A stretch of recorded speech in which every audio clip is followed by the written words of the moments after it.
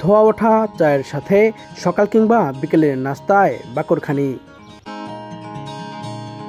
চমৎকার এই হালকা নাস্তা একসময় নবাবদের জনপ্রিয় খাবার ছিল, যা এখন পুরান ঢাকায় বিখ্যাত। এর রেশ ধরে পার্শ্ববর্তী জেলা মানিকগঞ্জেও বিভিন্ন স্থানে মিলবে এই খাবারটি। জেলার সিংগাইর ও সদরের বেউথা এলাকায় তৈরি করা হয় এই বাকরখানি। দেখতে বিস্কুটের মতো বাকরখানি নামকরণে রয়েছে অনেক ইতিহাস।